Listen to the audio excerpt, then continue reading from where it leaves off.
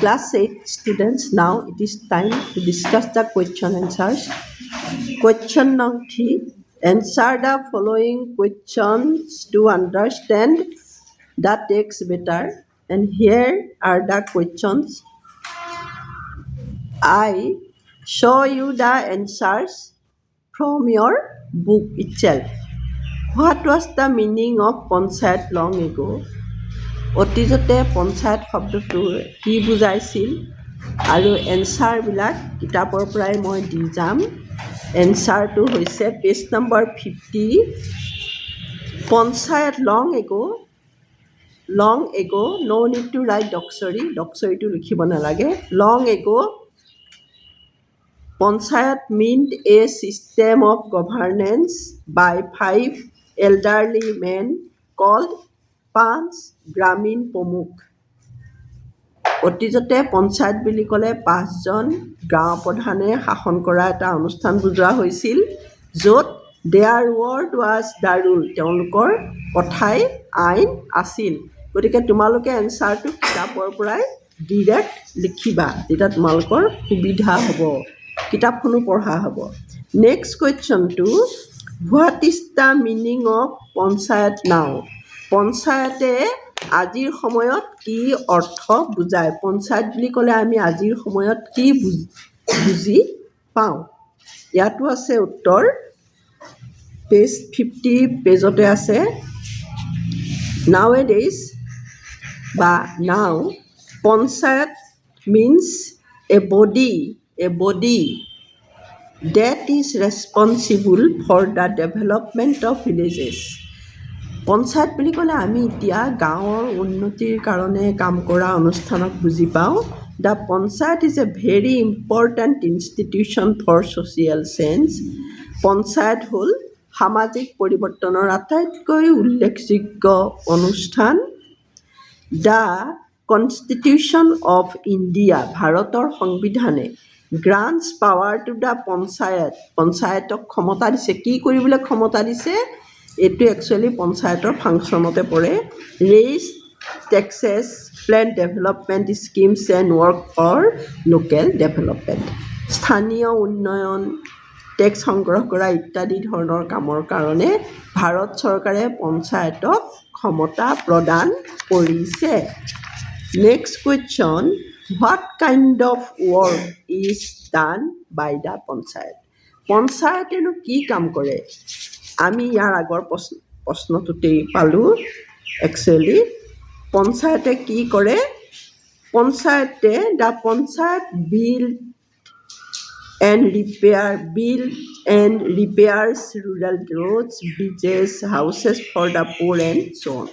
পঞ্চায়তে ঘৰ বনায় আৰু দুখীয়া মানুহৰ কাৰণে ঘৰ বনায়, তাৰোপৰি স্থানীয় যিবিলাক গাঁও অঞ্চলৰ ৰাস্তা ঘাট সেইবিলাকৰ উন্নতি কৰে, মেৰামতি কৰে, এই সকলোবিলাক কাম পঞ্চায়তে কৰে। নেক্সট কুৱেশ্যন,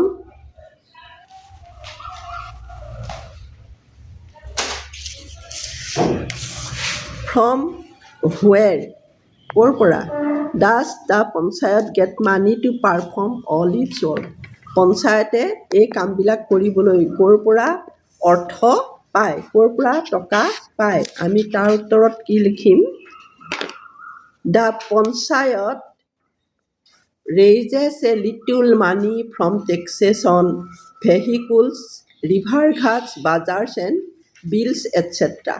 পঞ্চায়তে এই কামবোৰ কৰিবলৈ নদীৰ ঘাট, বিল আৰু যান বাহন এইবিলাকৰ পৰা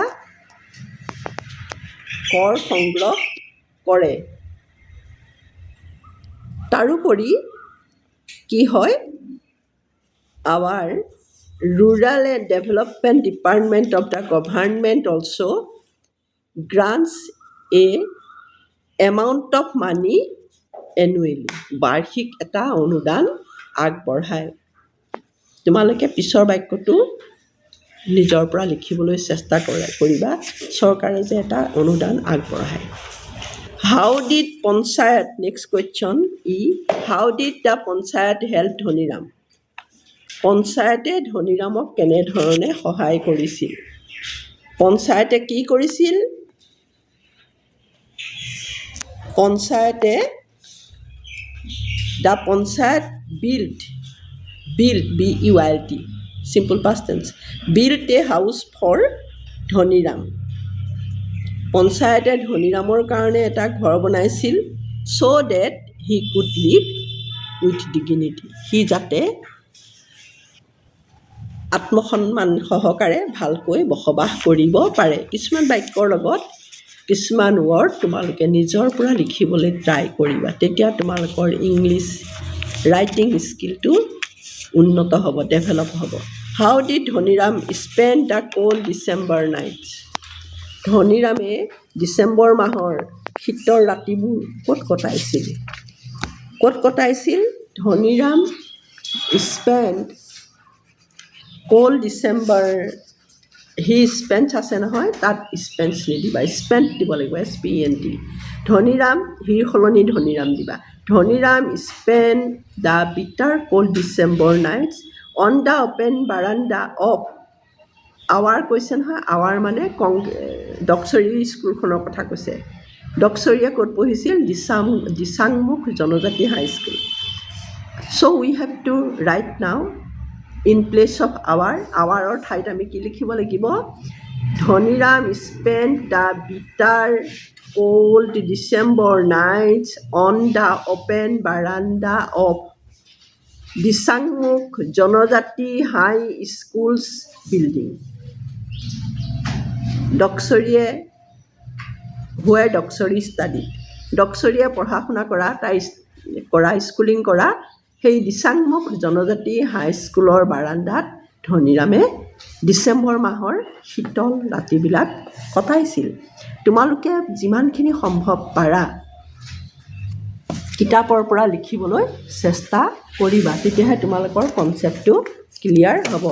আৰু কিতাপৰ পৰা লিখিবলৈ অসুবিধা পালেও মই তোমালোকক ইয়াত কিছুমান স্ক্ৰীনশ্বট মাৰি দিছোঁ কুৱেশ্যনৰ, তোমালোকে সেই কুৱেশ্যনসমূহ চাই পেলাই তোমালোকে তাৰ পৰাও পজ কৰি লৈ ভিডিঅ' পজ কৰি লৈ তোমালোকে লিখিবলৈ চেষ্টা কৰিবা। তোমালোকে ইয়াৰ পৰা ইচ্ছা কৰিলে সলাই ল'ব পাৰা অকণমান, তোমালোকে নিজৰ মতেও লিখিব পাৰা বা মই দিয়া মতে লিখিব পাৰা। এই মুঠৰ ওপৰত তোমালোকে নিজেই ট্ৰাই কৰিলে বেছি ভাল। আৰু গোটেইখিনি কুৱেশ্যন এনচাৰ কিতাপৰ পৰাই যিহেতু দিয়া হৈছে, গতিকে আশা কৰোঁ তোমালোকে এই পাঠটো পঢ়ি তাৰ প্ৰশ্নসমূহৰ উত্তৰ ভালকৈ কৰিব পাৰিবা।